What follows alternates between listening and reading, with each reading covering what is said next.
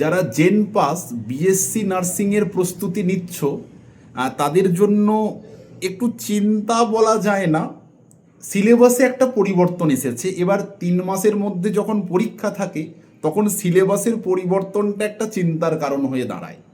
কারণ বিএসসি নার্সিংয়ে এবছরের যে সিলেবাসটা করা হয়েছে, বিশেষত পেপার 1, এই জায়গাটা অনেকে একটু চিন্তা করছে যে পেপার 1-এ আগের বছরের থেকে একটু পরিবর্তন এসেছে।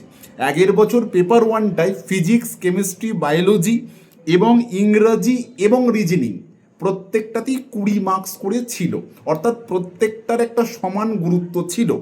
এবছর একটা পরিবর্তন এলো কি, ফিজিক্স, কেমিস্ট্রি, বায়োলজি এগুলোকে 15 মার্কস করা হয়েছে, অর্থাৎ 15, 15, 15, এবং তার সঙ্গে সঙ্গে বেসিক ইংলিশ ওটিকে 20 মার্কস রাখা হয়েছে। আর নতুন যেটা যুক্ত করা হয়েছে সেটা হচ্ছে হেলথ অ্যাপ্লিটিউড। এখন অনেকে এই জায়গায় হয়তো ভয় খাচ্ছে যে হেলথ অ্যাপ্লিটিউডটা আবার কী জিনিস, আহামরি কিছু জিনিস না। এবার হেলথ অ্যাপ্লিটিউডটা বিএসসি নার্সিংয়ে অ্যাড করার এটাই কারণ, যেহেতু তোমরা বিএসসি নার্সিং অর্থাৎ নার্সিং প্রফেশনে যাবে, তাই হেলথ সম্পর্কে একটু অ্যাওয়ার হতে হবে। এবং এই হেলথ সংক্রান্ত কী কী পড়তে হবে আমি পরে কোনো না কোনো ভিডিওতে তোমাদের সে বার্তা আবার দিয়ে দেবো। প্রস্তুতি নিতে থাকো। যখন স্বপ্নটা রয়েছে সরকারি নার্সিং কলেজের প্রস্তুতি নেওয়া, এই ভর্তি হওয়ার, তখন প্রিপারেশন চলতে থাকুক। টাটা।